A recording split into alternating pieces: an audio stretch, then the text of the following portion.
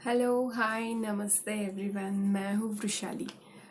आज के वीडियो में मैं आपसे बात करने वाली हूँ पढ़ाई से रिलेटेड एक बहुत इम्पॉर्टेंट टॉपिक। बहुत इम्पॉर्टेंट टिप्स ऐसे हैं मेरे पास जो कि अगर पढ़ने वाले बच्चे उनकी पढ़ाई में इन चीज़ों को इम्प्लीमेंट करेंगे तो उनकी पढ़ाई और ज़्यादा बेहतर हो सकती है।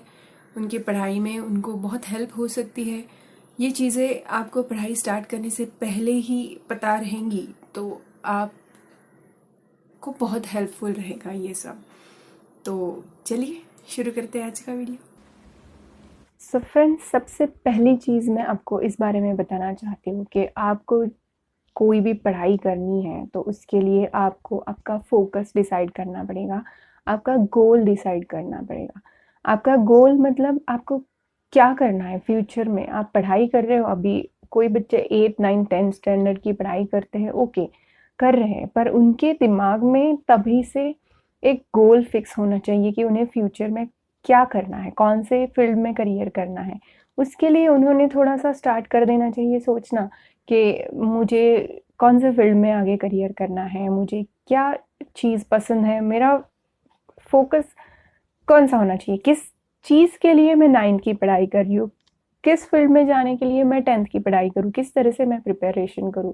ये सब अगर आपको डिसाइड करना है तो उससे पहले आपको आपका गोल पता होना चाहिए। मतलब मैं ये सजेस्ट करती हूँ कि 8th स्टैंडर्ड वाले बच्चों ने ही डिसाइड कर लेना चाहिए, 8 9 स्टैंडर्ड के बच्चों ने डिसाइड कर लेना चाहिए कि उन्हें क्या करना है। बहुत सारे बच्चों ने बचपन से ही डिसाइड कर लिया होता है कि वो बड़े होकर इंजीनियर बनेंगे, डॉक्टर बनेंगे, कुछ भी।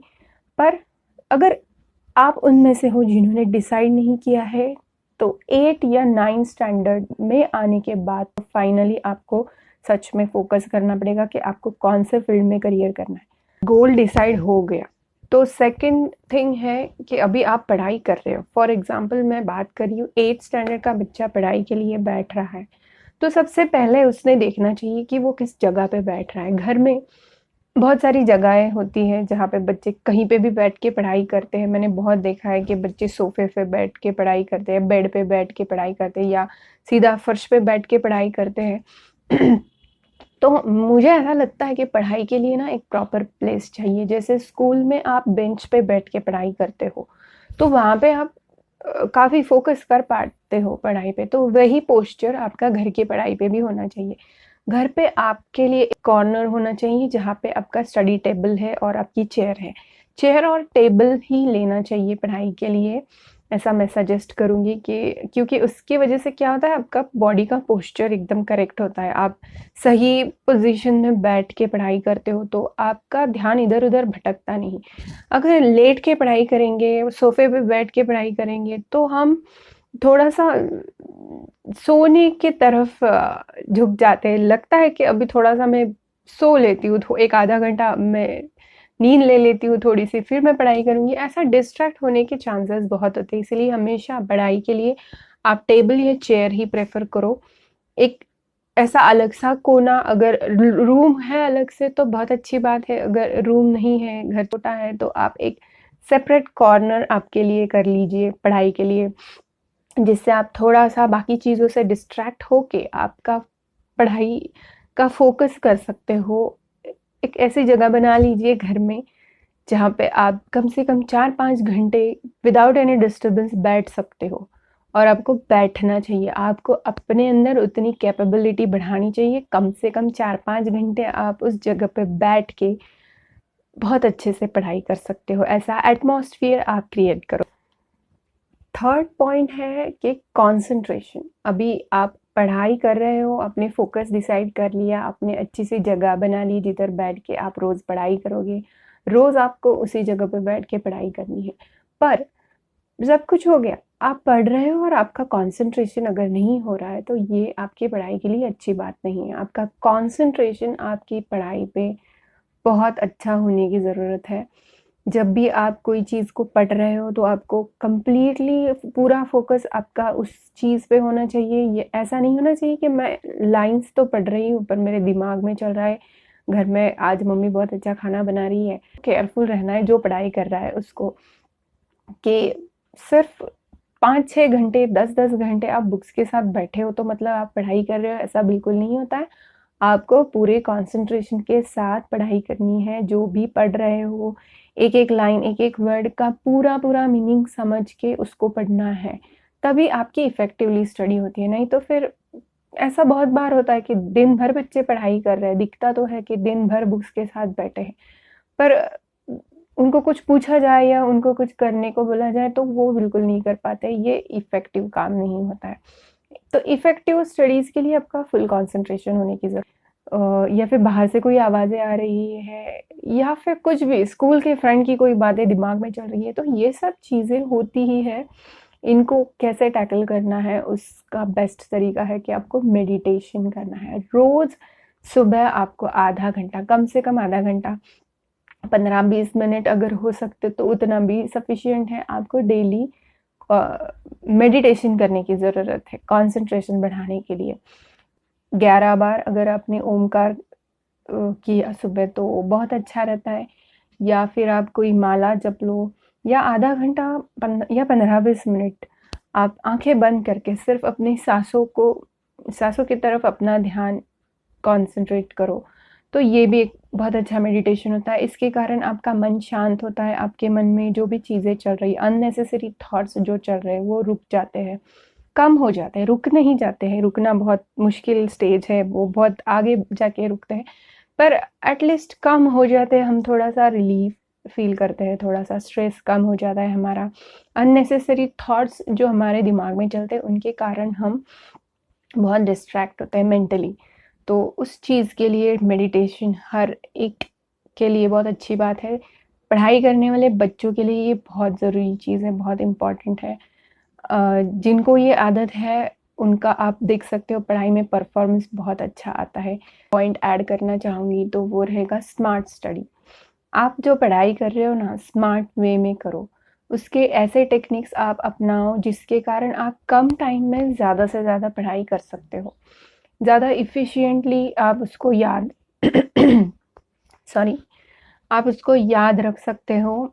ऐसा देखो, इस तरीके से पढ़ाई को प्लान करो। तो अभी स्मार्ट स्टडी क्या होता है, जैसे कि आपको कोई थ्योरी का लॉन्ग आंसर लर्न करना है, तो ये बिल्कुल भी ज़रूरी नहीं कि आपको वो पूरा का पूरा लर्न करना है बाय हार्ट और उसको वैसा कि वैसा एग्ज़ाम में लिखना है, बिल्कुल नहीं।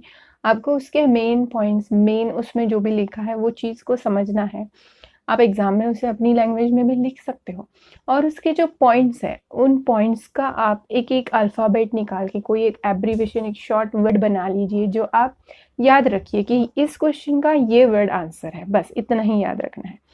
तो जब एग्ज़ाम में वो क्वेश्चन आता है तो आप सीधा वो वर्ड याद करोगे तो आपको पूरे पॉइंट्स याद आ जाएंगे। फिर वो पॉइंट्स को अपनी लैंग्वेज में लिखना आप कर सकते हो, और ये आदत से आपका स्किल डेवलप हो सकता है। ऐसी अगर आदत डाल दोगे तो धीरे धीरे आपका इम्प्रूवमेंट हो जाएगा। तो इसको कहते हैं स्मार्ट स्टडी। आपको गधा मेहनत नहीं करना, ये टर्म कहीं सुनी होगी आपने, आई डोंट नो, पर ये है कि गधा मेहनत क्या चीज़ होती है।